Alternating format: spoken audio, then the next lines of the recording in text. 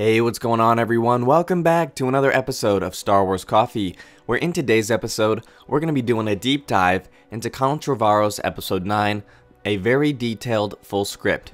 Okay, so that's today here on Star Wars Coffee. I have spoken.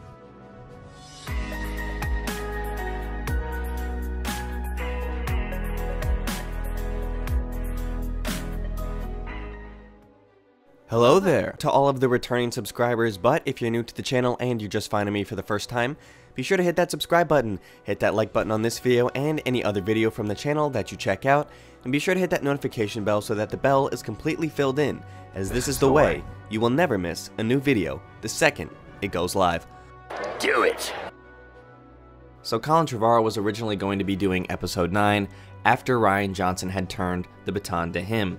Mark Hamill described this sequel trilogy as a relay race, where J.J. Abrams would then hand the baton off to Rian Johnson, and Rian Johnson would then hand it to Colin Trevorrow.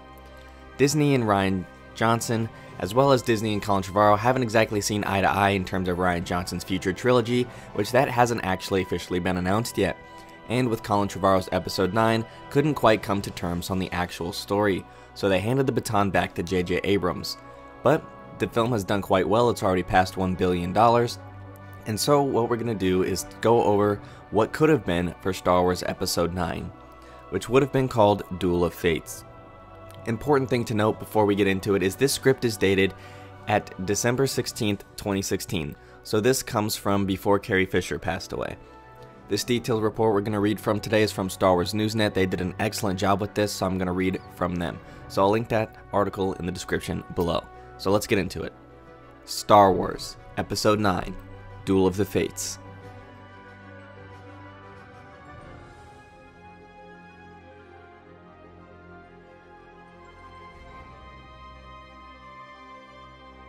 The iron grip of the First Order has spread to the farthest reaches of the galaxy. Only a few scattered planets remain unoccupied. Traitorous acts are punishable by death. Determined to suffocate a growing unrest, Supreme Leader Kylo Ren has silenced all communication between neighboring systems. Led by General Leia Organa, the Resistance has planned a secret mission to prevent their annihilation and forge a path to freedom. Trevorrow's take opens at the shipyards of Kuat, where the First Order is building a fleet of Star Destroyers on the backs of an oppressed workforce. It sounds like construction takes place, or at least partially, on the moon, and the completed Star Destroyers are then fueled on the orbital ring connected to the moon via an elevator that transports raw ore up to the fleet. We're dropped straight into the action with Rose Tico and BB-8 infiltrating the moon. BB-8 is even painted like a First Order droid for the mission. Finn and Poe are infiltrating another section of the shipyard. The plan is to use the elevator to the orbital ring to jam things up and blow up the shipyard and the First Order's new fleet. Burnett calls the dialogue incredible and very Star Wars. There's fan service such as Poe saying, "Okay, let's blow this thing and go home." But according to Burnett, it works well. What doesn't work well is the hero's plan. The First Order is on them, and the blast is contained. They are captured by, or captured and brought before, a new character called Admiral Vaughn, who tells them their outdated tactics are pitiful. It sounds like here's where Rey makes her entrance, casting off a Tusken Raider disguise and igniting a double-bladed lightsaber staff forged from the remains of the Skywalker lightsaber and her staff. Children in the workforce are awed and recognize her as a Jedi. Burnett doesn't say it, but the fact that there are children in the workforce and Rey was able to disguise herself as a Tusken Raider suggests to me that the First Order is using slave labor, which certainly fits with Burnett's description of the workers being oppressed in the opening, giving a sense of how the galaxy is under the First Order. Thinking on their feet, the Resistance heroes come up with a new plan: steal a Star Destroyer. Burnett says the sequence really feels like Star Wars, calling it reminiscent of Han Solo's rescue at the start of Return of the Jedi, as the team battle their way across the shipyards and take off with the new Eclipse-class Star Destroyer. As the heroes make their escape, a new ship arrives, the Knife 9. The ship belongs to the Knights of Ren, and they are not happy with Vaughn's failure to capture the Resistance infiltrators. After demanding answers from him, Ataska Ren kills him. The story then cuts to Khorasan, the former capital of both the Republic and Empire, last seen celebrating after the Battle of Endor, is no longer the vibrant city we knew. New structures, including a First Order, have been built atop the old skyline, whilst the people are crushed under the boot of the First Order rule, scavenging to survive in the planet's lower levels. General Hux, now Chancellor Hux, is addressing the people. They have caught a traitor, Kova, guilty of aiding the resistance and stealing the Star Destroyer from Kuat. Hux has Kova executed for his crimes. Hux and Commander Selleck then proceed to meet with a group of warlords in a scene that Burnett describes as reminiscent of Imperial's meeting on the Death Star in A New Hope. The warlords are allies of the First Order, and they demand to know where the Supreme Leader is. Where is Kylo Ren? Hux cannot tell them. All he knows is that Ren is searching for something. Ren's search has led him to Mustafar and the Temple of Darth Vader. He is sporting a beard of stubble and has clearly been searching for a long time. A Darth Maul-inspired droid his only companion, at least the only one he wants. This is where the dark path leads, an empty tomb. Luke Skywalker is also with him, haunting him, trying to convince him to return home to Leia. Kylo is quick to retort, "And where did your path lead? You're a ghost." Luke tells his former student that he knows he still feels hollow despite the strength that Snoke promised him.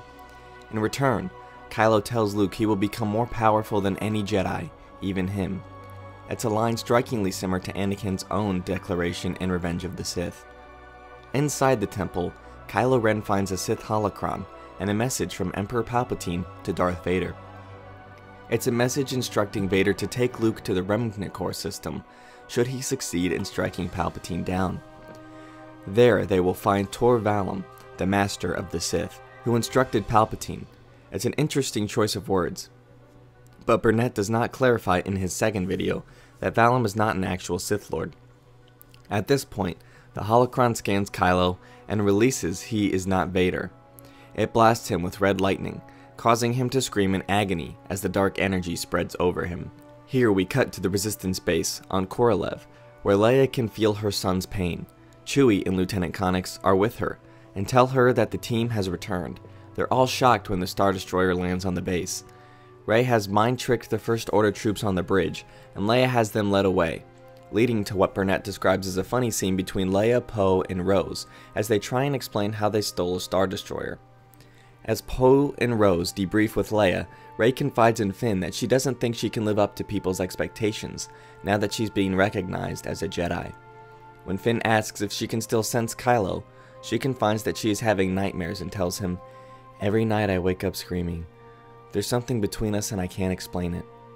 Finn encourages her to shut him out, saying he's too far gone to change, but Rey believes there is still hope for Ben Solo, telling Finn that he showed her it's never too late to change. At this point, the Resistance realizes that the Star Destroyer is full of weaponry and vehicles. All they need now is an army to use them. Studying the Jedi tech she recovered from Ahch-To, Rey discovers that there is a communication system from the Old Republic located under the Jedi Temple on Khorasan. Connected to 50 other worlds, she believes that they could use it to send a signal asking for aid, a Force beacon. Finn doesn't believe a system that old could still work, but Poe tells him that the Old Republic technology is way better than the junk that they have today, and best of all, the First Order won't be able to block it as it predates their technology. It's a long shot, but as Rey observes, hope is all that we have left. Ahead of the mission, Rey continues her Jedi training. Luke appears to Rey, pushing her to become stronger in the Force. Meanwhile, Kylo Ren has arrived back on Coruscant. He's badly injured following the blast from the holocron, his face deformed like Palpatine's. He's having Mandalorian armor onto his face. Once this is done, he dismissively confronts Hux, telling him, "I don't need titles." Back on Korolev, Rey is arguing with Luke. Balance? The dark suffocates the light. Light extinguishes the dark. Over and over. How is the balance in the Force? When Luke says he knows that anger, both he and his father had it, Rey retorts with, "So says my master, and his master before him, 1,000 masters so eager to tell us how to live." The next exchange is interesting and looks like to build off of some of the themes and dialogue from The Last Jedi and carry them through to set up the finale here. Rey says, "I've spent my whole life wanting a family. I've got one now. I won't abandon them." Luke responds, "The Force is speaking to you." Rey says, "Maybe I'm not who the Force thinks I am." Luke, "Who are you?" Rey, "I am no one." Luke, "If you really believe that these things, then maybe the last Jedi is dead." Rey, "Maybe he is." If you enjoyed this episode, and frankly, even if you didn't, don't forget to subscribe. Do it. And if you want to help spread the word, please give this video a thumbs up and tell your friends to subscribe. Please check out the official Star Wars Coffee merchandise, and don't forget to check out all of the content playlists on this channel, including The Rise of Skywalker, The Mandalorian, and much more.